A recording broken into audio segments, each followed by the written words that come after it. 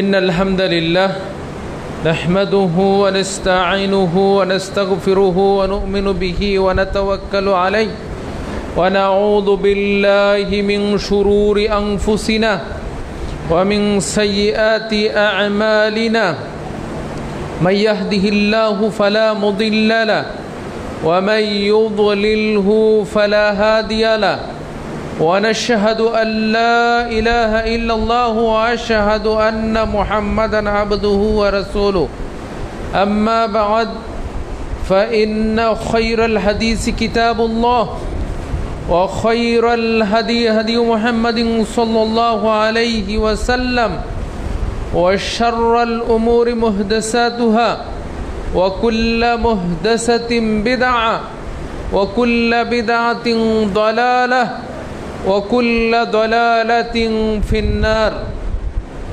فقد قال الله تعالى في كلامه المجيد أعوذ بالله من الشيطان الرجيم واعتصموا بحبل الله جميعا ولا تفرقوا واذكروا نعمة الله عليكم إذ كنتم أعداء فألف بين قلوبكم فأصبحتم بنعمته إخوانا. النعمان بن بشير رضي الله تعالى عنه قال قال رسول الله صلى الله عليه وسلم الجماعة رحمة والفرقة عذاب. الحمد لله আল্লাহ সুবহানাহু ওয়া তাআলার জন্য প্রশংসা যে আল্লাহ সুবহানাহু ওয়া তাআলা এক এবং অদ্বিতীয় এবং তিনি এই মানব জাতিকে সৃষ্টি করেছেন এবং একত্র থাকার নির্দেশ দিয়েছেন। তারই প্রতীক হিসাবে মুসলমানদের ইবাদত গৃহ কাবাকে তিনি একটা বানিয়েছেন। মুসলমানদের যে ধর্মীয় গ্রন্থ বিধিবিধানের গ্রন্থ এটাও তিনি একটাই দিয়েছেন। নবীকেও তিনি একজন নবীকেই অনুসরণ করার জন্য নির্ধারণ করেছেন যে আল্লাহ সুবহানাহু ওয়া তাআলা একক এবং তিনি আমাদেরকে একত্র থাকার নির্দেশ দিয়েছেন, সাথে সাথে বিচ্ছিন্ন দলাদলি করতে নিষেধ করেছেন। সেই আল্লাহর জন্য প্রশংসা আলহামদুলিল্লাহ। দুরূদ এবং সালাম বর্ষিত হোক আমাদের প্রিয় নবীর প্রতি, যিনি মানব জাতিকে ঐক্যের ভিত্তিতে, তাওহীদের ভিত্তিতে, রিসালাত পরকালীন জবাবদিহিতার ভিত্তিতে এক করতে চেয়েছেন এবং এক করার জন্য প্রচেষ্টা চালিয়েছেন। এবং তিনি কতিপয় সাহাবীকে একত্র করেছেন যারা এমন ছিলেন যে সীসা ডালা প্রাচীরের ন্যায়। এবং তিনি বলেছেন যে মুসলিম হলো এমন যে জাসাদিন ওয়াহিদ, একটা দেহের ন্যায়। তিনি মুসলিম জাতিকে একটা দেহের সাথে তুলনা করেছেন, যেই দেহের একটা অঙ্গ আক্রান্ত হলে, ব্যথাগ্রস্ত হলে পুরো শরীরটা ব্যথাগ্রস্ত হয়। যে রাসূল ঐক্যের এই ফর্মুলা দিয়েছেন, সে রাসূলের জন্য দুরুদ অযুত দ্বারায় শান্তির বাণী বর্ষিত হোক। আল্লাহুম্মা সাল্লি আলাইহি আল্লাহুম্মা বারিক আলাইহি। সম্মানিত জুমা জামাতের মুসল্লিয়ানে কিরাম, বর্তমান মুসলিম এবং অমুসলিম যেখানেই যত সমস্যা রয়েছে তার অন্যতম একটা কারণ হলো আমাদের মধ্যে ঐক্য নেই। আমরা ঐক্যবদ্ধ নই, আমরা বিচ্ছিন্ন, আমরা বিভক্ত হয়ে পড়েছি বিভিন্ন দলে, বিভিন্ন গোত্রে, বিভিন্ন গোষ্ঠীতে। এটা হলো অন্যতম একটা সমস্যা। এবং রাসূলুল্লাহ সাল্লাল্লাহু আলাইহি সাল্লাম যখন পৃথিবীতে আসেন তার আগ থেকেই মক্কার মধ্যে এই রাষ্ট্রীয় শাসন ব্যবস্থা ছিল না, তখন ছিল গোত্রীয় শাসন ব্যবস্থা। গোত্রে গোত্রে তারা বিভক্ত ছিল এবং তাদের মধ্যে শুধু বিভক্ত নয়, বরং যুদ্ধ বিগ্রহ লেগে থাকতো এক গোত্রের সাথে আরেক গোত্র, এবং দীর্ঘস্থায়ী যুদ্ধ, বছরের পর বছর তারা যুদ্ধ চালিয়ে যেত। ক্ষুদ্র কারণে, ক্ষুদ্র স্বার্থে তারা যুদ্ধ বেঁধে যেত। তো রাসূলুল্লাহ সাল্লাল্লাহু আলাইহি সাল্লাম এইরকম একটা বিবাদমান বিভক্ত সমাজে তিনি যখন নবী হওয়ার আগ থেকেই তিনি এইগুলিকে উপলব্ধি করলেন এবং ঐক্যবদ্ধ করার চেষ্টা করেছিলেন। তারই অংশ হিসাবে আমরা দেখতে পাচ্ছি যখন রাসূল সাল্লাল্লাহু আলাইহি সাল্লাম হারবুল ফিজার রক্তক্ষয়ী যুদ্ধ দেখলেন, তখন তিনি মক্কার তার যে সমবয়সী অথবা সমমনা যে যুবকরা ছিল তাদেরকে নিয়ে তিনি হিলফুল ফুজুল গঠন করেন। এবং যখন কাবা গৃহ নির্মাণ করা হলো, তখন এই কাবা গড়ের যে হাজারে আসওয়াদ বা কালো পাথর, এটি কিন্তু আদম আলাইহিস সালাম থেকেই ছিল, যেই পাথরটা এখন আমরা দেখতে পাচ্ছি। তো মক্কাতে তখন সংস্কার হয়েছিল মক্কাটা, এবং কালো পাথরটা কে রাখবে, সংস্কারের কাজ তো সবাই করেছে, এখন কালো পাথরটা কে রাখবে, কারণ এটি হলো একজনের কাজ। এই নিয়ে গোত্রের মধ্যে আবার যুদ্ধের দামামা বেঁধে উঠলো। সবাই বলল যে এই গুরুত্বপূর্ণ কাজটা, এই মর্যাদাপূর্ণ কাজটা এটা আমরাই করব। অন্য গোত্রের তারা বললো যে না আমরা করব, আমরা কম কিসের। এই নিয়ে যখন তাদের মধ্যে আপনার যুদ্ধের দামামার মতো বেজে গেল, যে কেউ কাউকে ছাড় দিচ্ছে না, তখন তারা একটা সিদ্ধান্ত নিল যে আগামী দিন সকালে যে কাবা গৃহে আগে প্রবেশ করবে তিনি যা ফয়সালা দিবেন মেনে নেব আমরা। পরবর্তীতে দেখা গেল যে রাসূলুল্লাহ সাল্লাল্লাহু আলাইহি সাল্লাম তিনি তো কোনো নবী হননি, তিনি তখন মক্কার কাবা গৃহের মধ্যে প্রবেশ করলেন এবং সমস্ত গোত্রের লোকেরা তারা খুশি হয়ে গেলেন, তাকে মেনে নিলেন। রাসূল সাল্লাল্লাহু আলাইহি সাল্লাম দেখেন ঐক্যের কী প্রক্রিয়াটা করলেন। তিনি বললেন যে একটা চাদর নিয়ে আসো। চাদর আনা হলো। তো রাসূল সাল্লাল্লাহু আলাইহি সাল্লাম নিজ হাতে পাথরটা, কালো পাথরটা চাদরের উপর রাখলেন। এবার তিনি প্রত্যেক গোত্র থেকে একজন একজন করে লোককে ডাকলেন, ডেকে বললেন যে তোমরা চাদরের চতুর্পাশে ধরো এবং বহন করে এটাকে যেখানে স্থাপন করা হবে ওইখানে নিয়ে যাও। সকল গোত্র খুশি যে আমরা এই ভালো কাজে অংশগ্রহণ করতে পারলাম। যখন ওইখানে নিয়ে যাওয়া হলো, রাসূল সাল্লাল্লাহু আলাইহি ওয়াসাল্লাম নিজ হাতে পাথরটা রেখে দিলেন। সকল গোত্র খুশি। এই যে একটা ঐক্য করার তিনি একটা চিন্তা, তিনি ইচ্ছা করলে পারতেন যে আমি মক্কাতে এসেছি, কাবা করে আমি প্রথম পড়ছি, আমি কাজটা করে দেব না। তার একটা চিন্তা ছিল যে তিনি যাতে সবাইকে ঐক্যবদ্ধ করতে পারেন। রাসূল সাল্লাল্লাহু আলাইহি ওয়াসাল্লাম যখন মদিনাতে গেলেন, তখন মদিনার মধ্যেও আউস এবং খাজরাজ দুই গোত্রের মধ্যে অনেক আগে থেকে যুদ্ধ চলে আসতেছিল। তো দুই গোত্র রাসূল সাল্লাল্লাহু আলাইহি সাল্লামকে আমন্ত্রণ জানালেন, ঈমান আনলেন। রাসূল সাল্লাল্লাহু আলাইহি সাল্লাম মদিনাতে যেয়ে প্রথম রাষ্ট্র প্রতিষ্ঠা করেন এবং আপনারা জানেন যে একটা সংবিধান, লিখিত সংবিধান, ইতিহাসের মধ্যে প্রথম লিখিত সংবিধান হলো মদিনার সনদ। এবং তিনি ওই সনদের মধ্যে সকল গোত্রের আউস খাজরাজ এবং সেখানে যে ইহুদি ছিল সবাইকে ঐক্যবদ্ধ করেই তিনি সংবিধানটা রচনা করেন। এমন করেন নাই যা আমি মদিনাতে আসছি, মদিনাবাসী মেনে নিছেন, সুতরাং যারা আমাকে মানেন নাই তাদেরকে বাদ আমি হয়ে গেলাম, না। তিনি ঐক্যবদ্ধ হয়েছেন। এবং আউস এবং খাজরাজদের মধ্যে কীরকম সমস্যা ছিল একটা বর্ণনায় পাওয়া যায়। তাফসির ইবনে কাসির সূরা আলী ইমরান 103 নম্বর আয়াতের ব্যাখ্যা যদি আপনারা পড়েন, শেষের দিকে ইমাম ইবনে কাসির রহমতুল্লাহ আলাইহি উল্লেখ করছেন যে মদিনার সনদ হয়ে যাওয়ার পরে মদিনার আউস এবং খাজরাজ গোত্র তারা কোনো এক সময় তাদের মধ্যে কথা নিয়ে কাটাকাটি হলো, মানে কথা বাদানুবাদ হলো। তখন এক পর্যায়ে আউস গোত্রের লোকেরা এই ইহুদিদের প্ররোচনায় তাদেরকে বলল যে তোমরা এমন গোত্র যাদের অমুক অমুক নেতাকে এই খাজরাজ গোত্রের লোকেরা হত্যা করেছে, তোমরা কি প্রতিশোধ বলে গেছো? আবার খাজরাজ গোত্রকে বললো যে আউস গোত্রের অমুক অমুক নেতা তোমাদের এই অমুক অমুক ভালো লোকগুলিকে মেরে গেছে, মানে মেরে দিয়েছে অন্যায়ভাবে, তোমরা কি ভুলে গেছো? এইভাবে দুই গোত্রের মধ্যে আবার যুদ্ধের যখন তারা প্রস্তুতি নিল, যুদ্ধ করার জন্য তাদের আগের যে দলাদলি, আগের যে হিংসা, আগের যে রাহাজানি, এটা যখন ফুটে উঠলো, তখন রাসূল সাল্লাল্লাহু আলাইহি ওয়াসাল্লাম তাদের সামনে আসলেন। এসে তাদেরকে বললেন যে তোমরা কি করতেছো এটা? তখন আল্লাহ রাব্বুল আলামিন সূরা আল ইমরান 103 নম্বর আয়াত নাজিল করছেন বলে ইবনে কাসির রহমতুল্লাহ আলাইহি বলেন যে আল্লাহ বলছেন কি, ওয়া আতাসিমু বিহাবিলিল্লাহি জামিআ ওয়া লা তাফাররাকু, তোমরা আল্লাহর রজ্জু, আল্লাহর রশিকে দৃঢ়ভাবে আঁকড়ে ধরো, জামিআন সবাই মিলে, ওয়ালা তাফাররাকু তোমরা পৃথক হইও না। তারপর আল্লাহ বলতেছেন ওয়াজকুরু নি'মাতাল্লাহ, তোমরা আল্লাহর নিয়ামতকে স্মরণ করো। আল্লাহর নিয়ামত অনেক আছে। আল্লাহ বলছেন যদি তোমরা নিয়ামত গণনা করো তাহলে গণনা করে শেষ করতে পারবে না। কিন্তু আল্লাহ এই আয়াতে একটা নিয়ামতের কথা বলছেন। কি বলছেন? ইয কুনতুম আ'দাআন, যখন তোমরা ছিলে শত্রু, আউস খাজরাজ গোত্র, তোমরা তো পরস্পর শত্রু ছিলে।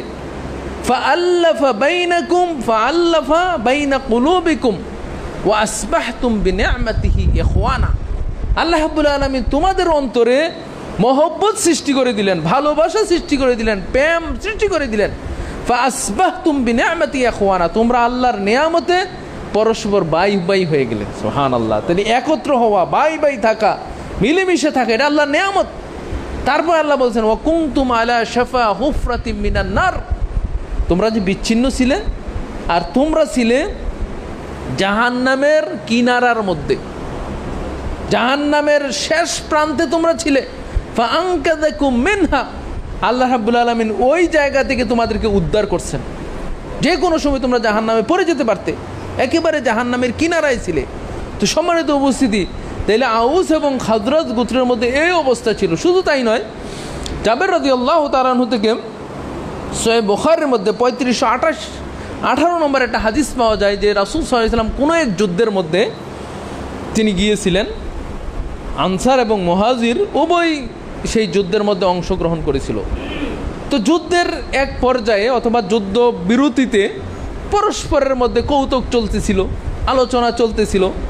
তখন আনসার এবং মুহাজিরদের মধ্যে কথা কাটাকাটি শুরু হয়ে গেল এবং তাদের মধ্যে হাতাহাতি শুরু হয়ে গেল। এক পর্যায়ে আনসারগণ বলেন, এ আনসাররা তোমরা কোথায় আসো, আমাকে দেখো মুহাজিররা কি করতেছে। আবার মুহাজিরদের একজন বলল, মুহাজির তোমরা কোথায় আসো।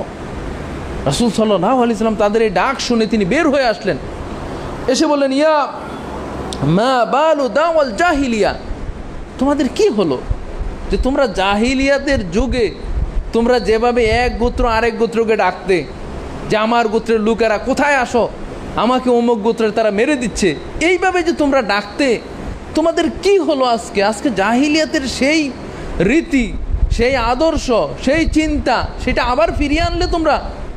আনসার মুহাজিররা তখন লজ্জিত হয়ে গেল, আরে আমরা তো মুসলিম হয়েছি, আমরা হলাম বাই বাই হয়ে করে দিছি, কিন্তু আমরা কি হয়ে গেলাম?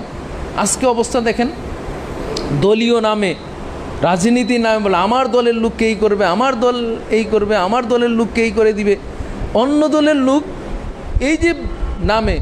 এবং নির্বাচনগুলি আপনি দেখেন যে সিস্টেম আমাদের চালু রয়েছে, দলাদলির এটা সিস্টেম। মানে আপনি 5-6 জন দাঁড়াবে, একজন আরেকজনের বিরুদ্ধে লাগবে, প্রচারণা চালাবে, তার দোষ বর্ণনা করবে, তার ক্ষতি করার চেষ্টা করবে, আরেকজন পাশ করে আসবে। এই যে একটা সিস্টেম হয়ে গেছে আমাদের, ফলে দেখা যায় যে এমন কোনো নির্বাচন নাই যেখানে মারামারি নাই, কাটাকাটি নাই বা মানুষ মরতেছে না। অথচ এটা হলো জাহিলিয়াতের কথা। ইসলামের নিয়ম হলো যে প্রত্যেকে আল্লাহ এবং তার রাসূল, কোরআন এবং হাদিস, পরকালীন জবাব দিতে, এগুলির ভিত্তিতে একত্রিত হবে।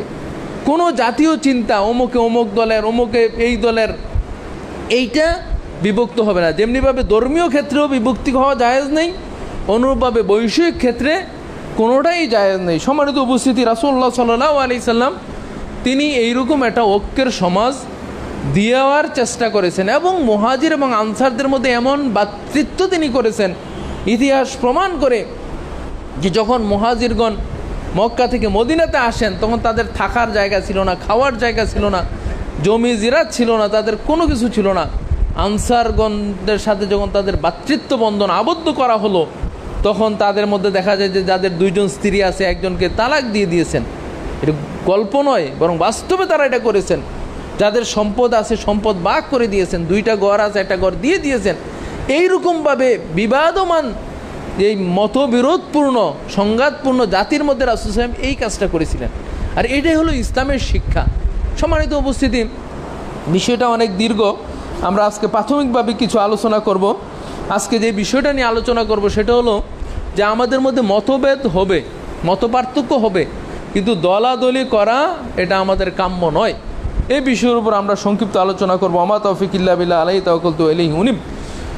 সম্মানিত উপস্থিতি, 2টা শব্দ কোরআন এবং হাদিসে আপনারা পাবেন, একটা হলো ইখতিলাফ আর একটা হলো ইফতিরাক। ইখতিলাফ শব্দের অর্থ হলো মতভিন্নতা। আপনি একটা মত দিলেন, আমি আর একটা মত দিলাম। ধরেন মসজিদ কমিটির একটা কাজ নিয়ে বসছেন, পাঁচজনের সাথে যখন কথা বলবেন তখন পাঁচজন 5 রকম বলতে পারে, অথবা দেখা যাবে 5জনে 3 রকম বলতে পারে, 2জন একরকম, আরেকজন আরেক রকম, আরেকজন আরেক রকম। কেন এটা হয়? কারণ আল্লাহ রাব্বুল আলামিন সকলকে আলাদা আলাদা মেধা দিয়েছেন, আলাদা আলাদা চিন্তা দিয়েছেন, এবং তিনি দুনিয়াতে আসার পরে আলাদা আলাদা যোগ্যতা অর্জন করেছেন। সুতরাং তার চিন্তা, তার যোগ্যতা, তার অভিজ্ঞতা থেকে তিনি মতামত দেন। তো এই জন্য মানুষের মতের ভিন্নতা হতে পারে, এটাকে বলা হয় ইখতিলাফ, এটা হতে পারে। কিন্তু ইফতিরাক যেটা, সেটা হলো দলাদলি। মসজিদ কমিটি নিয়ে বসছেন, আপনি বললেন যে এইভাবে করতে হবে, আরেকজন বললেন যে না, বলে তুমি আমার মত মানো নাই বা আমার পরামর্শ তুমি নেও না, আমি তোমার সাথে নাই, এই মসজিদে আমি নাই, আমি চলে গেলাম। এটা হলো দলাদলি, এইটাকে নিন্দা করা হয়েছে। এই জন্য ইখতিলাফ এবং ইফতিরাক এই দুইটা জিনিস আমাদের মনে রাখতে হবে। অনেক সময় দেখা যায় আমরা ইখতিলাফকে ইফতিরাক মনে করি, যে সে আমার মতের সাথে আসে নাই মানে আমি তার সাথে আর নাই, সে আমার কথা শুনে নাই আমি তার আর মসজিদে আর নাই। এইগুলি জায়েজ কি না জানেন, এই বিষয়টা নিয়ে আমরা আলোচনা করব। প্রথম যে বিষয় সেটা হলো ইখতিলাফ। ইখতিলাফ হতে পারে, এটা আল্লাহ রাব্বুল আলামিন কোরআনের মধ্যে কয়েক জায়গায় ইঙ্গিত দিয়েছেন যে ইখতিলাফ হতে পারে। প্রথম যে আয়াতটা সূরা নিসার 59 নম্বর আয়াতে আল্লাহ বলছেন, ইয়া আইয়ুহাল্লাযীনা আমানু আতিউল্লাহা ওয়া আতিউর রাসূলা ওয়া উলিল আমরি মিনকুম। ও ঈমানদাররা, তোমরা আল্লাহকে মান্য করবে, রাসূলকে মান্য করবে, এবং তোমাদের অধীনস্থ যারা আছে উলুল আমর। উলুল আমর বলতে মুহাদ্দিসগণ বলছেন যে 2 ধরনের লোক উলুল আমর হতে পারে, আদেশদাতা হতে পারে। এক, উলামা, যারা আলেম, যারা দ্বীনের জ্ঞান রাখে, তারা আপনাকে বলবেন যে আপনি এটা করেন, এটা করেন না, কোরআন থেকে বলবেন। আরেকটা হলো উমারা, যারা দেশ পরিচালনা করেন, তারা আপনার দেশের কল্যাণের জন্য কিছু আইন বিধান করবেন, যে আপনি গাড়ি এদিক দিয়ে চালাবেন, ময়লা ওইখানে রাখবেন, বিল্ডিং এভাবে বানাবেন, এই আদেশগুলি তারা দিবেন। তো আল্লাহ রাব্বুল আলামিন বলছেন তাদের কথাও তোমরা মানো। এই জন্য উমারাদের কথা মানতে হবে যখন আল্লাহ এবং তার রাসূলের বিরোধী না হয়। তারপর আল্লাহ বলছেন ফাইন তানাজাতুম ফি শাইইন, যদি তাদের মধ্যে মতবিরোধ হয়, এই যে যদি হয়, আল্লাহ রাব্বুল আলামিন এখানে যদি হয় তার মানে একটা ইঙ্গিত দিয়েছেন যে যখন তুমি উলুল আমরদের মানবে, আদেশদাতাদেরকে মানবে, তখন 2টা মত হতে পারে। তুমি একটা মাসালা নিয়ে আলেমের কাছে গেছো, 2 জনের কাছে গেছো, তখন 2 জন 2 রকম বলতে পারে। এটা শুধু ধর্মীয় ব্যাপারে না, আমরা ধর্মীয় ব্যাপারটাকে বেশি গুরুত্ব দিই। আপনার একটা রোগ হয়েছে, অসুস্থ, আপনি 3 জন ডাক্তারের কাছে যান, 3 রকম প্রেসক্রিপশন করবে। হয়তো কিছু মিল আছে, কিন্তু দেখবেন 30% মিল নাই, 40% মিল নাই, 50% মিল নাই। একজনে বলতেছে এই ওষুধগুলি খান, আরেকজন বলছে না এইটা খান কিন্তু সাথে এইটা খাইতে হবে, আরেকজন এই 2টা বাদ দেন আর 2টা যোগ করেন। আপনি একটা মামলায় পড়েছেন, আইনজীবীর কাছে যান, উকিলের কাছে যান, 3 উকিল 3 পরামর্শ দিবে। পৃথিবীতে এমন কোনো বিষয় নাই যে সবাই আপনাকে এক পরামর্শ দিবে, ভিন্ন ভিন্ন আসবেই। কিন্তু ধর্মীয় বিষয়টাকে আমরা খুব দেখি যে এই হুজুর এইটা বলে, ওই হুজুর এইটা বলে, আমি কি করব। তা আপনি শুধু ধর্মের ব্যাপারে না, আপনি তো সব ব্যাপারে এই সমস্যায় পড়তেছেন, আইনের ব্যাপারে পড়তেছেন। আপনি বাজারে যান, সবাই বলতেছে ভাই আমারটা ভালো, আপনি এনে আসেন। মাছ কিনতে যান, ভাই আমারটা আসেন, এটা 1 নম্বর ভালো, কিন্তু আপনি তো সবারটা কিনেন না, যাচাই বাছাই করেন। এই জন্য ধর্মীয় ব্যাপারে যখন মতভেদ দেখা দিবে তখন আল্লাহ বলছেন ফারুদ্দুহু ইলাল্লাহি ওয়া রাসূল। ধর্মীয় ব্যাপারে যখন মতভেদ দেখা দেবে তখন তুমি আল্লাহ এবং তার রাসূলের দিকে ফিরেই দাও। 2 জন 2টা কথা বলে দেখো কারটা দলিল আছে, ওইটা মেনে নাও। তাহলে এই আয়াত থেকে আমরা দেখতে পাই যে ইখতিলাফের একটা ইঙ্গিত আছে। আরেকটা আয়াত সূরা শুরার 10 নম্বর আয়াতে আল্লাহ বলছেন ওয়া মাখতালাফতুম ফীহি মিন শাইইন ফাহুকমুহু ইলাল্লাহ। ওয়া মাখতালাফতুম, আল্লাহ ইখতিলাফ শব্দটা উল্লেখ করছেন, যদি তোমাদের মধ্যে ইখতিলাফ হয় ফাহুকমুহু ইলাল্লাহ, ফয়সালা দেওয়ার মালিক হলেন আল্লাহ। 2 জন 2 রকম বলতেছে, এখন তুমি 2টা না মেনে মালিক ফয়সালাটা আল্লাহর দিকে দিয়ে দাও। সম্মানিত উপস্থিতি, আল্লাহ রাব্বুল আলামিনের একটা ইচ্ছা যে মানে মানুষ একত্র থাকবে, এটা কিন্তু আল্লাহর মানে ইচ্ছার অন্তর্ভুক্ত না। যেমন কোরআনে 3টা আয়াত আসছে, আল্লাহ বলছেন ওয়ালাউ শাআ আল্লাহু লাজাআলাকুম উম্মাতাও ওয়াহিদা। যদি আল্লাহ চাইতেন তাহলে তোমাদেরকে এক উম্মত করতেন। তার মানে আল্লাহ চান নাই। যদি আল্লাহ চাইতেন, কারণ আল্লাহ তো সব করতে পারতেন। আল্লাহর ইচ্ছাটা হলো দুই ধরনের, আকীদার বিষয়। আল্লাহর ইচ্ছা হলো দুই ধরনের। একটা ইচ্ছা হলো ইরাদা আল কাউনিয়া, মানে সৃষ্টিগত ইচ্ছা। আল্লাহ চন্দ্র, সূর্য, পৃথিবী, নক্ষত্র, মানুষ, জীব, জ্বর যা ইচ্ছা করছেন তাই হয়েছে। আপনাকে আল্লাহ যেভাবে সৃষ্টি করতে চাইছেন এভাবে হয়েছে। পৃথিবী আল্লাহ যেভাবে সৃষ্টি করতে চাইছেন এভাবে হয়েছে। চন্দ্রকে যেভাবে সৃষ্টি করতে চাইছেন এভাবে হয়েছে। নদী, নালা, সাগর, এগুলো হলো আল্লাহর ইরাদা কাউনিয়া, এটা হলো যেটা সৃষ্টিগত। আরেকটা হলো ইরাদা শারআইয়া, শরীয়তগত বিষয়। এখানে আল্লাহ রাব্বুল আলামিনের ইচ্ছা হলো আল্লাহ পছন্দ করেন। যেমন আল্লাহ রাব্বুল আলামিন চান, কি চান? আল্লাহ রাব্বুল আলামিন বলছেন যে আল্লাহ রাব্বুল আলামিন চান যে সবাই তাওবা করুক। আল্লাহ রাব্বুল আলামিন চান যে সবাই মুত্তাকি হোক। কিন্তু এই ইচ্ছাটা কিন্তু কাউনিয়া না, মানে যা চান তাই না। আল্লাহ রাব্বুল আলামিন যা চান তাই তো হয়। ইন্নামা আমরুহু ইযা আরাদা শাইয়ান আইয়াকুলা লাহু কুন ফায়াকুন। কোরআনে অনেক জায়গায় আল্লাহ বলছেন যে আল্লাহ যেটা চান তিনি বলছেন হও, তা হয়ে যায়। তা আল্লাহ যদি চান যে সবাই তাওবা করুক, তা আল্লাহ বলবেন যে সবাই তাওবা করুক, হয়ে গেছে। কিন্তু শরীয়তের ক্ষেত্রে আল্লাহ এটা করবেন না। এখানে ইরাদা হলো যে আল্লাহ পছন্দ করেন। আল্লাহ চান, আপনাকে স্বাধীনতা দিয়েছেন, কিন্তু আল্লাহ পছন্দ করেন। আল্লাহ চান যে আপনি আপনার ভুল বুঝতে পারেন, তারপর তাওবা করেন। আল্লাহ চান যে আপনি আল্লাহকে চিনতে পারেন, জান্নাতের যাওয়ার আশায় জাহান্নামের ভয়ে আপনি ইবাদত করেন। এটা আল্লাহর শরীয়তের ইচ্ছা। তো এখানে যে আল্লাহ বলছেন যে আল্লাহ যদি চাইতেন তাইলে সবাই এক উম্মত হতো, এই চাওয়াটা হলো শরীয়ত। আল্লাহ চান যে সবাই এক হোক, কিন্তু বাস্তবতার কারণে এক হচ্ছে না বা হওয়া সম্ভব হচ্ছে না। সম্মানিত উপস্থিতি, এইরকম হাদিসেও রাসূল সাল্লাল্লাহু আলাইহি ওয়াসাল্লাম ইঙ্গিত দিয়েছেন যে তার উম্মতের মধ্যে ভিন্ন ভিন্ন দল হবে। ইবনে মাজার 42 নম্বর হাদিসে আল্লাহ বলছেন, রাসূল সাল্লাল্লাহু আলাইহি ওয়াসাল্লাম বলছেন, ইরবাস ইবনে সারিয়া থেকে হাদিস বর্ণিত, দীর্ঘ হাদিসের এক পর্যায়ে রাসূল সাল্লাল্লাহু আলাইহি ওয়াসাল্লাম বলছেন, ফাইন্নাহু মাইয়াইশ মিনকুম ফাসায়ারা ইখতিলাফান কাসীরা। সাহাবীদেরকে বলছেন যে তোমাদের মধ্যে যারা দীর্ঘদিন বেঁচে থাকবে, অনেক দিন বেঁচে থাকবে, ফাসায়ারা ইখতিলাফান কাসীরা, এই যে ইখতিলাফ বলছে কিন্তু, যে তোমাদের মধ্যে যারা দীর্ঘদিন বেঁচে থাকবে মত ভিন্নতা দেখতে পাবে। বিভিন্ন জন বিভিন্ন মত দিচ্ছেন, এটা তোমরা দেখতে পাবে। আরেকটা হাদিস সাআদ ইবনে আবি ওয়াক্কাস থেকে, তিনি বলেন যে একদিন রাসূল সাল্লাল্লাহু আলাইহি ওয়াসাল্লাম বনি মুয়াবিয়াতে গেলেন এবং তিনি ওইখানে সালাত আদায় করলেন, 2 রাকাত সালাত। আমরাও তার সাথে সালাত আদায় করলাম। ওয়া দাআ রাব্বাহু তাওয়িলান, তারপর রাসূল সাল্লাল্লাহু আলাইহি ওয়াসাল্লাম তার রবকে দীর্ঘ সময় দোয়া করলেন। সুম্মান সারাফা ইলাইনা, অতঃপর তিনি আমাদের কাছে ফিরে আসলেন। সালাত আদায় করে সাহাবাগণ চলে গেছেন, রাসূল সাল্লাল্লাহু আলাইহি ওয়াসাল্লাম দীর্ঘ সময় দোয়া করছেন। তখন রাসূল সাল্লাল্লাহু আলাইহি ওয়াসাল্লাম তাদের কাছে ফিরে যেয়ে বললেন যে সাআলতু রাব্বি সালাসান, আমি আমার রবের কাছে এই দীর্ঘ সময় ধরে 3টা জিনিস চেয়েছি। ফাআতানি সিনতাইনি, আমাকে 2টা জিনিস দিয়েছেন।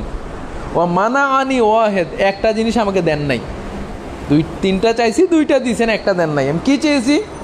আমি চাইছি আল্লাহ ইউহলাকা উম্মতি বিসানাত, আমি চাইছি যে আমার উম্মত যাতে একবারে ধ্বংস না হয়ে যায়। বিভিন্ন জাতিকে আল্লাহ একবারে উড়িয়ে দিয়েছেন, একবারে ধ্বংস করে দিয়েছেন।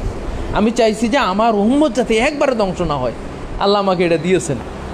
2 নম্বরে আমি চেয়েছি যে আমার উম্মত যাতে আল্লাহ ইউখলাকা উম্মতি বিগরাক, পানি দিয়ে যাতে আল্লাহ আমার উম্মতকে ডুবিয়ে না দেন। নূহ আলাইহিস সালামের উম্মতকে যা করেছিলেন, আল্লাহ এইটাও আমাকে দিয়েছেন। 3 নম্বর আমি চাইছি যে আল্লাহ ইয়াজআলা বাসাহুম বাইনাহুম, আমি চাইছি যে আমার উম্মতের মধ্যে যাতে মতবিরোধ না হয়। ফামানা, হ্যাঁ, আল্লাহ রাব্বুল আলামিন এইটা আমাকে দেন নাই। এই হাদিস দ্বারা আপনি কি বুঝলেন? এই হাদিস দ্বারা বোঝা গেল যে এই উম্মত বিভিন্ন মত ভিন্নতা হবে, এটা রাসূল সাল্লাল্লাহু আলাইহি ওয়াসাল্লাম যেমন বলেছেন, আল্লাহ রাব্বুল আলামিনও ইঙ্গিত দিয়েছেন। তাহলে ইখতিলাফ আমরা বুঝলাম যে মত ভিন্নতা হতে পারে এবং স্বাভাবিক। আপনার বাড়িতেও আপনি দেখবেন, আপনার ছেলে মেয়েদেরকে নিয়ে বসেন, ধরেন আপনার একটা বাড়ি করবেন অথবা একটা বাড়িতে একটা কিছু বানাবেন, আপনি দেখবেন 3-4 জন 3-4 রকমের আপনার মতভেদ, মানে কথা বলতেছে।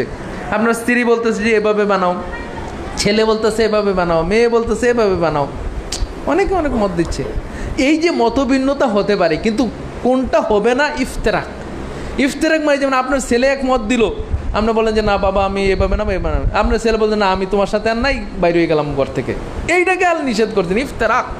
দেখেন কি আসছে, আল্লাহ বলছেন ওয়াতাসিমু বিহাবলিল্লাহি জামিআ ওয়ালা তাফাররাকু। তাফাররাকু ইফতেরাক থেকে আসছে, যে তোমরা আল্লাহর রজ্জুকে দৃঢ়ভাবে ধরো কিন্তু বিচ্ছিন্ন হইও না, দলাদলি করো না।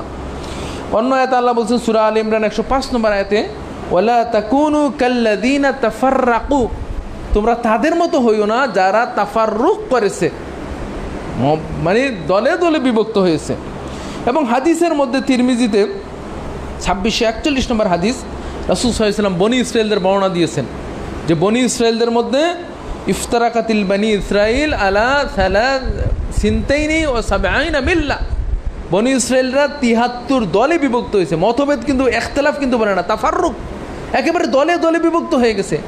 আর আমার উম্মত সাতাফতারিকু হাদিহিল উম্মাহ সালাসা ওয়া সাবঈনা মিল্লা, 73 দলে বিভক্ত হবে আমার উম্মত। তাহলে রাসূল সাল্লাল্লাহু আলাইহি সাল্লাম যেটা বলেছেন যে মতভেদ তো হবে, কিন্তু মত ভিন্নতাও দেখা যাবে, দলে দলে বিভক্ত হয়ে যাবে। সম্মানিত উপস্থিতি, আরেকটা হাদিস ইবনে হিব্বানের মধ্যে রাসূল সাল্লাল্লাহু আলাইহি সাল্লাম বলেছেন যে আল্লাহ রাব্বুল আলামিন 3টা জিনিসকে পছন্দ করেন। একটা হলো আল্লাহর ইবাদত করা, তার সাথে কাউকে শরিক না করা, এটা হলো এক। 2 নম্বর হলো আল্লাহর রজ্জুকে দৃঢ়ভাবে ধারণ করা, এবং 3 নম্বর হলো যে বিভক্ত না হওয়া। এই 3টা জিনিসকে আল্লাহ পছন্দ করেন। তো সম্মানিত উপস্থিতি, তাহলে আমরা ইখতিলাফ এবং ইখতিরাফের একটা ধারণা পেলাম। ইখতিলাফ মানে কি? মতের ভিন্নতা হবে। আর ইফতিরাক হলো দলাদলি হয়ে যাবে, আপনার সাথে মত ভিন্ন হয়েছে, আমি আরেকটা দলে চলে গেছি। এটার মধ্যে একটু পার্থক্য, আরও কয়েকটা পার্থক্য বলে দিই। সেটা হলো ইখতিলাফ এবং ইখতিরাফ। এটা হলো ইখতিলাফের চূড়ান্ত পর্যায় হলো ইফতিরাক, আপনার সাথে মত ভিন্ন হতে হতে আমি অন্য একটা দল করে ফেললাম, এটা হলো ইফতিরাক, শেষ পর্যায়। ইখতিলাফ এটাকে জায়েজ বলছেন, শুধু জায়েজ নয়, অনেক সময় বলছেন যে যদি আপনি জ্ঞানের ভিত্তিতে হয় তাহলে সওয়াবও হতে পারে। রাসূল সাল্লাল্লাহু আলাইহি ওয়াসাল্লাম বলেছেন যে ইজা হাকামাল হাকিম ফাজতাহাদা, যখন কোনো বিচারক যখন বিচার করে এবং সে যখন ইজতিহাদ করে একটা মত দেয়, ফাসাবা, এবং সে সত্য হয়, মতটা দিছে এটা সঠিক হয়েছে, ফালাহু আজরান, তার জন্য 2টা সওয়াব। আর কেউ যদি মত দেয় কিন্তু তারটা ভুল হয়েছে, তাহলে তার জন্য 1 সওয়াব। তাহলে দেখেন আপনি একটা মত দিলেন কিন্তু মতটা ভুল হয়েছে, তার জন্য আপনাকে সওয়াব দিচ্ছে, কিন্তু আপনি পৃথক হয়ে গেলেন, দলাদলি করলেন, এটাকে নিষেধ করা হয়েছে। সম্মানিত উপস্থিতি, ইখতিলাফের ভিত্তি হলো দলিল। এই যে ইমামদের মধ্যে ইখতিলাফ হয়েছে, ইমাম শাফি এক কথা বলেছেন, ইমাম আহমদ বিন হাম্বল এক কথা বলেছেন, ইমাম আবু হানিফা রাহমাতুল্লাহ এক কথা বলেছেন। কেন বলছেন? কারণ ভিন্ন ভিন্ন দলিলের ভিত্তিতে বলেছেন। আর ইফতিরাক যেটা হয়ে গেছে পরবর্তীতে, এটা দলিলের ভিত্তিতে না, এটা দলের ভিত্তিতে, এটা জিদের ভিত্তিতে, এটা হলো হিংসার ভিত্তিতে। তো সম্মানিত উপস্থিতি, তাইলে ইখতিলাফ এবং ইফতিরাক এটা আমরা মোটামুটি বুঝতে পারলাম। সম্মানিত উপস্থিতি, তাহলে ইখতিলাফ এবং ইফতিরাক এই 2টা আমাদের ইখতিলাফ হতে পারে, কিন্তু ইফতিরাক হওয়া উচিত নয়। দলাদলি করা, হ্যাঁ, ভিন্ন দল গঠন করা, হ্যাঁ, অন্যকে অবজ্ঞা করা, অন্যকে খারাপ বলা, আমার দলকে ভালো মনে করা, এইগুলি সঠিক নয়। সম্মানিত উপস্থিতি, এই ইখতিলাফ আমরা দেখতে পাই যে রাসূল সাল্লাল্লাহু আলাইহি ওয়াসাল্লাম জীবদ্দশায়, রাসূল সাল্লাল্লাহু আলাইহি ওয়াসাল্লাম যখন জীবিত ছিলেন তখনও হয়েছে। বনি কুরাইজার ঘটনা আপনারা জানেন যে রাসূল সাল্লাল্লাহু আলাইহি ওয়াসাল্লাম বলছেন যে বনি কুরাইজাতে যেয়ে তোমরা সালাত পড়বা, আসরের সালাত পড়বা অথবা মাগরিবের সালাত পড়বা। কিন্তু সাহাবাগণ, কিছু সাহাবাগণ রাস্তায় সালাত পড়েছেন। কেন? বলছেন সালাতের সময় হয়ে গেছে। আর কিছু সাহাবাগণ বনি কুরাইজাতে যেই সালাত পড়েছেন একটু পরে পড়েছেন। রাসূল সাল্লাল্লাহু আলাইহি ওয়াসাল্লাম 2 দলকেই সঠিক বলেছেন। তাহলে 2 দলের মধ্যে মতবিরোধ হয়ে গেছে। শুধু তাই নয়, আপনারা দেখতে পাবেন যে বদরের যুদ্ধ যখন হলো, বদর উহুদ যুদ্ধ, তখন রাসূল সাল্লাল্লাহু আলাইহি ওয়াসাল্লাম সাহাবীদেরকে নিয়ে পরামর্শ করলেন যে আচ্ছা বলো তো, আমি কি মদিনায় থেকেই যুদ্ধ করব না মদিনার বাইরে যাব? অনেক সাহাবা বলছেন মদিনায় থাকেন, আরেক দল সাহাবা বলছেন যে না রাসূল, বাইরে যেয়ে যুদ্ধ করব। সাহাবাদের মধ্যে মতভেদ হয়ে গেছে। শুধু তাই নয়, বদরের যে বন্দী, 70 জন বন্দীকে রাসূল সাল্লাল্লাহু আলাইহি ওয়াসাল্লাম যখন ধরে নিয়ে আসলেন, তখন আবু বকর এবং রাসূল সাল্লাল্লাহু আলাইহি ওয়াসাল্লাম একটা মত দিয়েছেন, আর ওমর আরেকটা মত দিয়েছেন রাদিয়াল্লাহু তাআলা আনহু। আল্লাহ রাব্বুল আলামিন ওমর রাদিয়াল্লাহু তাআলা আনহু মতের পক্ষে আয়াত নাযিল করে দিলেন। দেখেন মতভেদ হয়েছে, কিন্তু ওমর রাদিয়াল্লাহু তাআলা বলেন নাই যে আল্লাহ রাসূল দেখেন আমার কি অবস্থা, আমার পক্ষে আল্লাহ আয়াত নাযিল করে দিয়েছেন, আপনার কি করলেন, কখনো বলেন নাই। কারণ এটা হলো আপনি চিন্তা থেকে বলেছেন, চিন্তার সাথে কোরআনের আয়াত মিলে গেছে। শুধু তাই নয়, রাসূল সাল্লাল্লাহু আলাইহি ওয়াসাল্লামের স্ত্রী আয়েশা রাদিয়াল্লাহু তাআলা আনহার সমাজে ইফকের ঘটনা ঘটলো, যে যুদ্ধ থেকে ফেরার পথে আয়েশা রাদিয়াল্লাহু তাআলা আনহুকে রেখেই উট চলে আসছে। তখন একজন সাহাবীকে রাসূল সাল্লাল্লাহু আলাইহি ওয়াসাল্লাম সর্বদা পিছনে রাখতেন, যে কোনো জিনিস পড়ে গেল কিনা, কেউ ছুটে গেল কিনা, তাদেরকে নিয়ে আসার জন্য। তখন ওই সাহাবী এসে দেখলেন যে আয়েশা রাদিয়াল্লাহু তাআলা আনহা, ইন্না লিল্লাহ। তখন তিনি আয়েশা রাদিয়াল্লাহু তাআলা আনহাকে উঠে করে নিয়ে আসলেন। এদিকে মুনাফিকগণ ছড়িয়ে দিলেন যে আয়েশা রাদিয়াল্লাহু তাআলা আনহা খারাপ কাজ করে দিয়েছেন বা অন্যায় করে দিয়েছেন। কিছু কিছু সাহাবা তখন রাসূল সাল্লাল্লাহু আলাইহি ওয়াসাল্লামকে বললেন, ইয়া রাসূলুল্লাহ, এই আয়েশা রাদিয়াল্লাহু তাআলা আনহাকে আপনি রাখার দরকার কি, তাকে তালাক দিয়ে দেন। ওমর রাদিয়াল্লাহু তাআলা আনহু বলছেন, না, ইন্না লিল্লাহ, আপনি ইয়া রাসূলুল্লাহ উম্মাহাতুল মুমিনিন, তিনি এই কাজ করতে পারেন না। পরে আল্লাহ রাব্বুল আলামিন সূরা নূরের আয়াত নাযিল করে দিলেন ওমর রাদিয়াল্লাহু তাআলা আনহুর পক্ষে। এরকম অনেক ঘটনা। মুনাফিকের জানাজা, আব্দুল্লাহ ইবনে উবাই, মদিনার মুনাফিকদের সর্দার, তিনি যখন মারা গেলেন, তার ছেলে আব্দুল্লাহ, প্রখ্যাত সাহাবী, জলিলুল কদর সাহাবী, তিনি এসে বললেন, ইয়া রাসূলুল্লাহ, আপনার জামাটা একটু দেন, আমার বাবার কাফন পরাবো, আর আপনি জানাজায় উপস্থিত হবেন। রাসূল সাল্লাল্লাহু আলাইহি ওয়াসাল্লাম তার জামাটা দিয়ে দিলেন। আমরা জানি যে ওয়াজ করুনি নাকি জামা পাইছে, না, জামা পাইছে মুনাফিক, কিন্তু তার কবরের শাস্তি মাফ হয় নাই। জামার আসলে কোনো মূল্য নাই। আমরা অনেক সময় হজে গেলে ইয়াটা নিয়ে আসি, ইহরামের কাপড়টা, কি জন্য, বরকত মনে করে। না, আপনি যদি মনে করেন যে এই কাপড়টা শুধু শুধু পরে থেকে লাভ কি, এটা দিয়ে আমার দাফন কাফন হবে, সমস্যা নাই, কোনো নিয়তের উপর নির্ভর। আর যদি মনে করেন যে না, এটা মক্কা মদিনা ঘুরে আসছে, কাবাগর দেখে আসে, এই কাপড়ের একটা কিছু আছে, গুণ আছে, ফেরেশতাগণ ভয়েও প্রশ্ন করবেন না, এই যদি থাকে অথবা কোনো উপকার করবে, তাহলে সমস্যা, আপনি কাপড় হিসাবে ব্যবহারই করতে পারেন। তো দেখেন রাসূল সাল্লাল্লাহু আলাইহি ওয়াসাল্লামের গায়ের জামা পাইছে কে, আব্দুল্লাহ ইবনে উবাই, মুনাফিকদের সর্দার। তার ছেলে এসে বলছে, ইয়া রাসূলুল্লাহ, আপনি জামাটা দেন, আর জানাজায় আপনি উপস্থিত হবেন। ওমর রাদিয়াল্লাহু তাআলা আনহু জামা টেনে ধরছে, ইয়া রাসূলুল্লাহ, আপনি মুনাফিক সর্দারের জানাজায় যাবেন। রাসূল সাল্লাল্লাহু আলাইহি ওয়াসাল্লাম কিন্তু জানাজায় গিয়েছেন, জানাজা পড়েছেন, কবরের কাছে যা গিয়েছেন। তখন আল্লাহ রাব্বুল আলামিন সূরা তাওবার 84 নম্বর আয়াত নাযিল করে ওমর রাদিয়াল্লাহু তাআলার পক্ষে রায় দিয়ে দিলেন যে রাসূল সাল্লাল্লাহু আলাইহি ওয়াসাল্লাম, আপনি যা করেছেন এইটা সঠিক হয়নি, ওমর রাদিয়াল্লাহু তাআলা যেটা বাধা দিয়েছিল ওটা সঠিক। তাহলে দেখেন যে রাসূল সাল্লাল্লাহু আলাইহি ওয়াসাল্লামের যুগে তিনি যখন জীবিত, তখন সাহাবীদের মধ্যে কত মতভেদ হয়েছে, একজনে একটা মত দিয়েছে, একটা মত, কিন্তু তারা কখনো বিভ্রান্ত হন নাই, পৃথক হন নাই, দলাদলি করেন নাই। শুধু তাই নয়, আমরা বলতে পারেন যে রাসূল সাল্লাল্লাহু আলাইহি ওয়াসাল্লাম আসেন দলাদলি না করারই কারণ, রাসূল সাল্লাল্লাহু আলাইহি ওয়াসাল্লাম যখন ইন্তেকাল করেন, তখনের অবস্থা দেখেন, রাসূল সাল্লাল্লাহু আলাইহি ওয়াসাল্লামকে কোথায় দাফন করা হবে, সাহাবীদের মধ্যে মতভেদ হয়ে গেল। কেউ বলতেছেন মক্কায় দাফন করেন, কেউ বলতেছেন মদিনায় দাফন করেন, কেউ বলতেছেন যে বাইতুল মুকাদ্দাসে নিয়ে যান, কারণ ওইখানে অনেক নবীর কবর। কিন্তু পরে কি হলো, পরে যখন হাদিস চলে আসলো যে নবীগণ যেখানে মারা যায় ওইখানেই তাদেরকে দাফন করতে হয়, এই জন্য আয়েশা রাদিয়াল্লাহু তাআলা আনহার কবর ঘরের মধ্যে রাসূল সাল্লাল্লাহু আলাইহি ওয়াসাল্লাম ইন্তেকাল করেছেন, ওইখানেই তাকে দাফন করা হয়েছে। এই জন্য কিন্তু মদিনার মধ্যে পড়ে গেছে, মসজিদে নববীর ভিতরে কবর কেন, এটা কিন্তু পরিকল্পিতভাবে নয়, বরং রাসূল সাল্লাল্লাহু আলাইহি ওয়াসাল্লাম যেহেতু ওইখানে মারা গেছেন, ইন্তেকাল করেছেন, শেষ নিঃশ্বাস ত্যাগ করেছেন, ওই জন্যই ওইখানে তাকে কবর দেওয়া হয়েছে। না হলে ভিন্ন জায়গায় হয়তো জান্নাত বাকিয়াল গারকাত, যেটা যেখানে সাহাবাদের কবর, খাদিজা রাদিয়াল্লাহু তাআলা আনহার কবর, অন্যান্য ওইখানে হয়তো হতো, কিন্তু নবীদের কবর তারা যেখানে ইন্তেকাল করেন ওইখানে দিতে হয়। সম্মানিত বুঝছে, শুধু তাই নয়, যখন আবু বকর রাদিয়াল্লাহু তাআলা আনহু খেলাফত খলিফা হওয়ার আগে কে খলিফা হবে, কেউ বলতেছেন মুহাজিরদের থেকে একজন বানান, কেউ বলতেছেন আনসারদের থেকে বানান, কেউ বলতেছেন আলী রাদিয়াল্লাহু তাআলা আনহুকে বানান। ফাতেমা রাদিয়াল্লাহু তাআলা আনহা তো বললেন যে আলীকে বানাতে হবে, বা আলীকে বানানোর জন্য প্রস্তাব করেন তিনি। পরে যখন হাদিস চলে আসলো যে আইম্মাতু মিন কুরাইশ, কুরাইশদের পক্ষ থেকে নেতা হবে, তখন আবু বকর রাদিয়াল্লাহু হাতে মানে সবাই মতামত দিয়েছে, কিন্তু তাদের মতটা যখন উপেক্ষিত হয়েছে তারা দলাদলি করেন নাই, তারা মেনে নিয়েছেন। তো সম্মানিত উপস্থিতি, শুধু তাই নয়, যখন জাকাত অস্বীকার করলো, রাসূল সাহেব আবু বকর রাদিয়াল্লাহু তাআলা তখন বলেন আমি যুদ্ধ করবো জাকাত অস্বীকারীদের বিরুদ্ধে। ওমর রাদিয়াল্লাহু তাআলা বলেন আবু বকর আপনি কীভাবে তাদের বিরুদ্ধে যুদ্ধ করবেন? মানে ওমর রাদিয়াল্লাহু আবু বকর মতের বিরোধী চলে গেলেন। যখন আবু বকর বললেন যে আমি যুদ্ধ করব তাদের বিরুদ্ধে যারা রাসূল সাল্লাল্লাহু আলাইহি সাল্লামের যুগে একটা উট গরু ছাগল দিয়েছে রশি সহ, আজকে যদি উট গরু দেয় কিন্তু রশি না দেয় তাদের বিরুদ্ধে যুদ্ধ করব। আবার যারা দান গম দিয়েছে ভুট্টা দিয়েছে বস্তা সহকারে, আজকে যদি বস্তা না দেয় তাদের বিরুদ্ধে যুদ্ধ করব। পরে ওমর রাদিয়াল্লাহু তাআলা বলেন আরে আবু বকরের মতটাই তো ঠিক, আমি এতদিন ভুলের মধ্যে ছিলাম। তখন তিনি কি করলেন, মেলে গেলেন। শুধু তাই নয়, রাসূল সাল্লাল্লাহু আলাইহি ওয়াসাল্লাম মারা গেলেন তখন ওমর রাদিয়াল্লাহু তাআলা তরবারি নিয়েছেন। কেউ যদি বলে যে রাসূল সাল্লাল্লাহু আলাইহি ওয়াসাল্লাম মারা গেছেন আমি তাকে শেষ করে দেব, আবেগ দেখেন।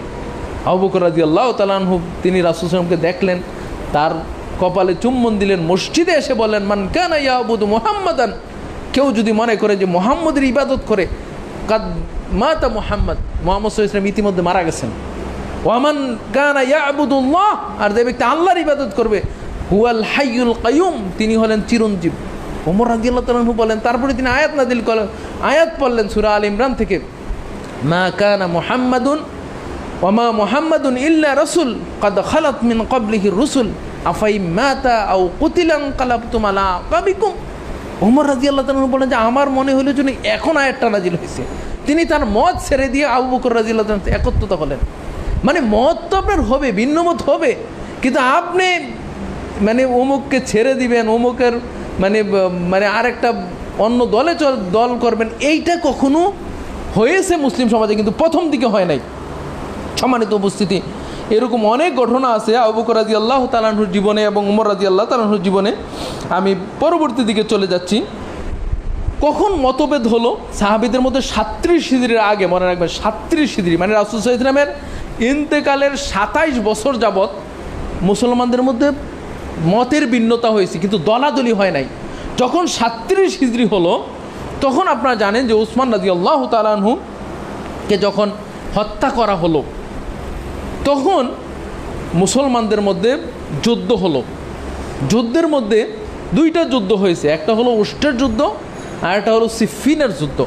উষ্টের যুদ্ধের মধ্যে এক পক্ষে ছিলেন আলী রাদিয়াল্লাহু তাআলা আনহু, আর এক পক্ষের নেতৃত্ব দিয়েছেন আয়েশা রাদিয়াল্লাহু তাআলা আনহা। আপনারা জানেন যে এটা মুনাফিকদের প্ররোচনায় এই যুদ্ধটা হয়েছিল, যে যখন উসমান রাদিয়াল্লাহু তাআলা আনহুকে শাহাদত বরণ করা হয় তখন মদিনায় হজের মৌসুম ছিল। অধিকাংশ সাহাবী মক্কায় চলে গেছেন হজের জন্য। মদিনাতে বিদ্রোহীরা একেবারে আপনার উসমান রাদিয়াল্লাহু তাআলা আনহুর গড়কে ঘেরাও করে দিয়েছেন এবং তাকে হত্যা করে দিলেন। তখন মদিনা ছিল অরক্ষিত, কেউ একজন শাসনভার গ্রহণ করতে হবে। তখন সবাই মিলে আলী রাদিয়াল্লাহু তাআলা আনহুকে খলিফা বানালেন। ওইদিকে মুআবিয়া রাদিয়াল্লাহু তাআলা আনহু এবং তালহা, জুবাইর, আয়েশা তাদের কাছে খবর পৌঁছানো হলো যে আলী রাদিয়াল্লাহু তাআলা আনহু উসমানকে চক্রান্ত করে হত্যা করেছে এবং খেলাফত দখল করেছে। আপনারা জানেন যে তখনকার যুগে মোবাইল ছিল না, টেলিফোন ছিল না, একটা খবর এক জায়গা থেকে আরেক জায়গায় পৌঁছাইতে অনেক সময় লাগতো। উট গোড়া মানুষ হেঁটে যেত।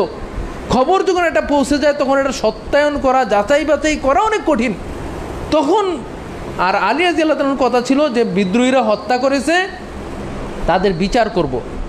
আর আয়েশা এবং মুআবিয়া রাদিয়াল্লাহু তাআলার কথা ছিল যে আগে বিচার করেন পরে। তিনি বলছেন আগে খেলাফতটা ঠিক থাকুক, অরক্ষিত খেলাফত রেখে মুসলিম সাম্রাজ্য অরক্ষিত রেখে তো বিচার করা যায় না। এই নিয়ে তাদের মতবিরোধের মধ্যে ইহুদিদের প্ররোচনায়, এই যারা হত্যা করেছে তাদের যাতে বিচার না হয় তাদের প্ররোচনায় সেই আপনার উষ্টের যুদ্ধ হলো, যেখানে প্রায় 13,000 মুসলমান শাহাদত বা ইন্তেকাল করেছেন। তারপরে মুআবিয়া রাদিয়াল্লাহু তাআলা আনহু এবং আলী রাদিয়াল্লাহু তাআলার মধ্যে সিফিনের যুদ্ধ হলো। আপনার বিদায় ও নেহায়ের বর্ণনা অনুযায়ী প্রায় 90,000 মুসলমান যারা সাহাবী পর্যায়ে ছিল, তাবি পর্যায়ে ছিল, এইরকম নিহত হয়েছে। তার কারণ এরপরে থেকেই খারিজি নামে দল শুরু হয়েছে। এই সিফিনের যুদ্ধ থেকে খারিজি এবং শিয়া এই দল প্রথম দলাদলি শুরু হয়েছে। এর আগে সবাই ছিল মুসলমান। যখন এই 37 হিজরির পরে যখন দুই দল হয়ে গেছে তখন এক দল হয়েছে আহলে সুন্নাত ওয়াল জামাত, এক দল খারিজি, একদল শিয়া। এইভাবে কিন্তু তখন নাম চলে আসছে। অনেকে বলে যে আমরা তো মুসলিম। ঠিক আছে, মুসলিম কোন মুসলিম? এখন আপনাকে বলতে হবে যে আপনি কি শিয়া মুসলিম না খারিজি মুসলিম না আহলে সুন্নাত ওয়াল জামাতে মুসলিম, কারণ এখন মুসলিম দলে দলে বিভক্ত হয়ে গেছে। কিন্তু 37 হিজরির আগে সবাই ছিল মুসলিম। মুসলিম মানে একদল। এই জন্যই বিভিন্ন নাম চলে আসে। এখন আমরা আহলে হাদিস পরিচয় দেই, অনেকে বলতে আহলে হাদিস কেন, আমরা মুসলিম। মুসলিম তো আমরা ঠিক আছি, কিন্তু মুসলিমদের মধ্যে যে দল হয়ে গেল 37 হিজরির পরে, এই এখন আপনি কি বলবেন? আপনি কাদিয়ানারও তো মুসলিম, শিয়ারাও মুসলিম, যারা হাদিস অস্বীকার করে তারাও মুসলিম। কিন্তু আপনি যখন আহলে হাদিস বলবেন, তখন আপনি বলবেন আমি কোরআন সুন্নাহর নিঃশর্ত অনুসারী মুসলিম, আমি কোনো খারিজিদের অন্তর্ভুক্ত না, শিয়াদের অন্তর্ভুক্ত না, আহলে কোরআনের অন্তর্ভুক্ত না, মুরজিয়াদের অন্তর্ভুক্ত না, আমি একেবারে খাঁটি কোরআন এবং সুন্নাহর অনুসারী। এই জন্য আপনাকে বলতে হবে একটা আহলে হাদিস, আহলে সুন্নাত ওয়াল জামাত বলতে হবে আপনাকে, না বললে অস্পষ্টতা থেকে যাবে। সম্মানিত উপস্থিতি, এরপরে মাযহাবের ভিন্নতা আসলো। ইমাম আবু হানিফা, ইমাম শাফি, মালিক, তারাও কিন্তু দেখেন ইমাম আবু হানিফা রহমতুল্লাহ একটা ফতুয়া দিয়ে গেছেন। পরবর্তী ইমাম এসে কিন্তু বলেন নাই যে উম্মুখির ইয়াটা ভুল হয়ে গেছে। শুধু তাই না, হানাফি মাযহাবের মধ্যে যে বড় 3 জন ইমাম, ইমাম আবু হানিফার 2/3 ফতুয়া ইমাম মোহাম্মদ এবং ইমাম আবু ইউসুফ তারা বিরোধিতা করছেন। 2/3। আপনি যদি মাদ্রাসার কিতাব, এখনও আপনার পাঠ্যপুস্তক, আপনার কুদুরি পড়ে দেখেন, শরহে বেকায়া পড়ে দেখেন, হেদায়া পড়ে দেখেন, 3টেই মাদ্রাসার কিতাব, আপনি দেখবেন ইমাম আবু হানিফা বলছেন এটা, ইমাম মোহাম্মদ বলছেন আরেকটা মত, কিন্তু সবাই হানাফি মাযহাব। মতের ভিন্নতা হতে পারে, কিন্তু দলাদলিটাকে নিষেধ করা হয়েছে। সম্মানিত উপস্থিতি, আমরা আজকের আলোচনা এখানেই রাখতেছি যে আমাদের মধ্যে মতের ভিন্নতা হবে, কিন্তু দলের ভিন্নতা হওয়া উচিত নয়। কিন্তু বাস্তবতা তো হয়ে গেছে, বাস্তবতা হলো হয়ে গেছে। এই জন্য আমাদের কোন দলের অনুসরণ করতে হবে এই বিষয়ে যদি সুযোগ হয়, পরবর্তীতে আমরা তাদের বৈশিষ্ট্য, তাদের কোনটা করা দরকার এই বিষয়ে আলোচনা করব। আজকের খুতবায় আমরা ইখতিলাফ হতে পারে, আপনার মতের সাথে আমার মত ভিন্নতা হতে পারে, কিন্তু আপনার সাথে আমার দূরত্ব সৃষ্টি হবে না। আপনার সাথে আমার মানে মসজিদ বিভক্ত হয়ে যাওয়া, আপনার দল ছেড়ে চলে যাওয়া, আপনার সাথে শত্রুতা করা, আপনাকে খারাপ বলা, হিংসা করা, এইগুলি করা দূষণীয় ব্যাপার, এগুলি করা অন্যায়ের ব্যাপার, এইগুলি করা উচিত নয়। কিন্তু আপনার মত একটা হতে পারে, আমার একটা মত হতে পারে। মতের জন্য ইসলামকে নিন্দা করা হয় নাই। আল্লাহ রাব্বুল আলামিন আমাদেরকে সঠিকটা বোঝার তৌফিক দান করুক এবং সঠিকের উপর আমল করার তৌফিক দান করুক। হাযা সাল্লাল্লাহু আলা নবিয়িনা মুহাম্মদ ওয়া আলা আলিহি ওয়া আসহাবিহি আজমাইন। আল্লাহুম্মা সাল্লি আলাইহি, আল্লাহুম্মা বারিক আলাইহি।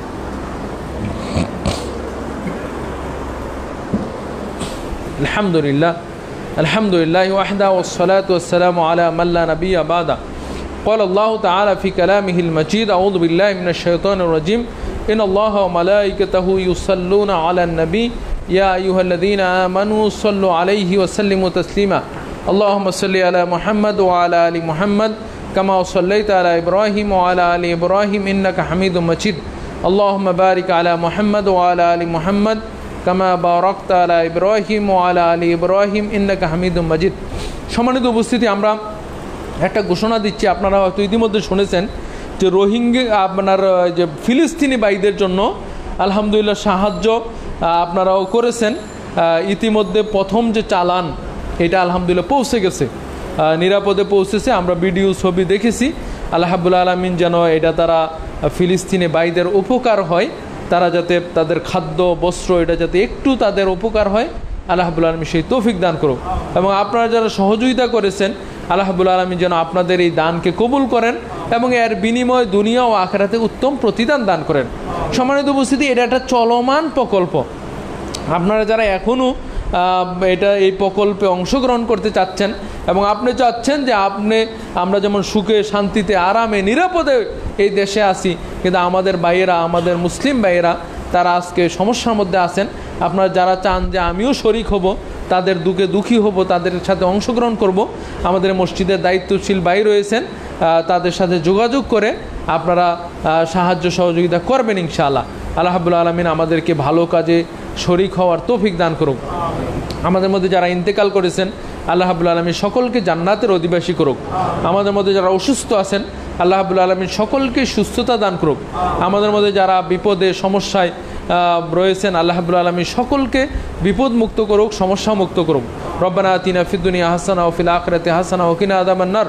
আল্লাহুম্মা হাফিজনা আনতা খায়রুল হাফিজিন। আল্লাহুম্মা আনসুরনা আনতা খায়রুন নাসিরিন। আজিবিল বাস রব্বান নাস ওয়াশফি আনতা শাফি লা শিফাউকা ইল্লা শিফা লা ইউগাদিরু সাকামা। ইবাদাল্লাহ রাহিমাকুমুল্লাহ, ইন্নাল্লাহা ইয়া'মুরুকুম বিল আদলি ওয়াল ইহসান ওয়া ইতাইযিল কুরবা ওয়া ইনহানিল ফাহশাই ওয়াল মুনকার ওয়াল বাগই ইয়াযুকুম লাআল্লাকুম তাযাক্কারুন ফাযকুরুনি আযকুরকুম ওয়াশকুরু লি ওয়া লা তাকফুরুন